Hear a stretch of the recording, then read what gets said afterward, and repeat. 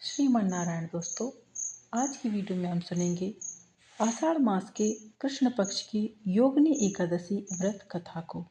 तो चलिए कथा का श्रवण करते हैं।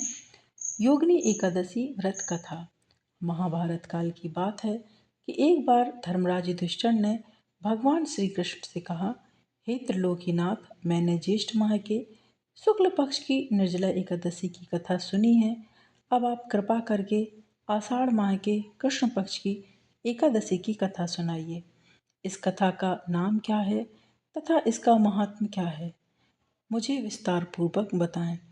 श्री कृष्ण ने कहा, हे पांडुपुत्र, आषाढ़ माह के कृष्ण पक्ष की एकादशी का नाम योगिनी एकादशी है।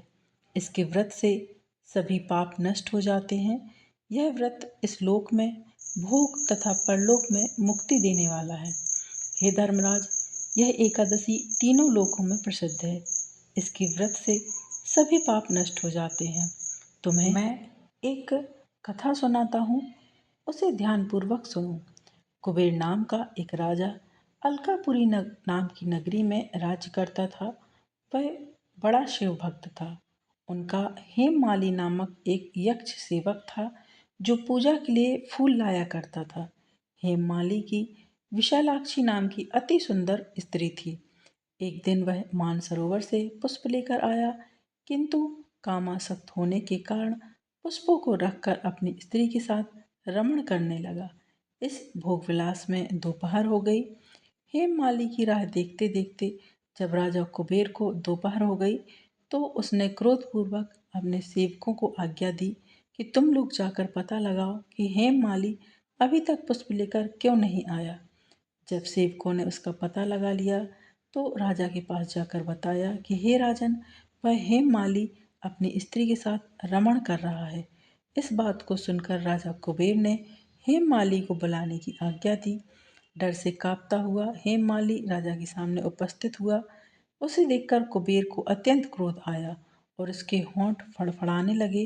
राजा ने कहा, अरे अधम, तूने मेरे परम पूजनीय देवों के भी देव भगवान शिव जी का अपमान किया है। मैं तुझे श्राप देता हूँ कि तू स्त्री के वियोग में तड़पे और मृत्यु लोक में जाकर कोढ़ी का जीवन व्यतीत करे। कुबेर के श्राप से वह तत्क्षण स्वर्ग से पृथ्वी पर गिरा और कोढ़ी हो गया। उसकी स्त्री भी उससे बिछड़ गई। मृत्यु लोक में आकर उसने अनेक भयंकर कष्ट भोगे, किंतु शिव की कृपा से उसकी बुद्धि मलिन ना हुई और उसे पूर्व जन्म की भी सुध रही। अनेक कष्टों को भोगता हुआ तथा अपने पूर्व जन्म के कुकर्मों को याद करता हुआ वह हिमालय पर्वत की ओर चल पड़ा। चलते चलते वह मार्केंड ऋषि के आश्रम में जा पहुंचा। वह ऋषि अत्यंत वृद्ध तथा तपस्वी थे। वह दूसरे ब्रह्मा के समान प्रतीत हो रहे थे और उनका वह आश्रम ब्रह्मा की सभा के समान शोभा दे रहा था। ऋषि को देखकर हेममाली वहां गया और उन्हें प्रणाम करके उनके चरणों में गिर पड़ा। हेममाली को देखकर मार्कंड ऋषि ने कहा, तूने कौन से निकृष्ट कर्म किए हैं जिससे तू कोढ़ी हुआ और भयानक कष्ट भोग रहा है। महर्षि की बात सुनकर हेममाली बोला, हे मुनिश्रेष्ठ, मैं राजा कुबेर का अनुचर था। मेरा नाम हेममाली है। मैं प्रतिदिन मानसरोवर से फूल लाकर शिव पूजा के समय कुबेर को दिया करता था। एक दिन पत्नी सहवास के सुख में फंस जाने के कारण मुझे समय का ज्ञान ही नहीं रहा और दोपहर तक पुष्प न पहुंचा सका। तब उन्होंने मुझे श्राप दिया कि तू अपनी स्त्री का वियोग और मृत्यु लोक में जाकर कोढ़ी बनकर दुख भोग। इस कारण मैं कोढ़ी हो गया हूँ तथा पृथ्वी पर आकर भयंकर कष्ट भोग रहा हूँ।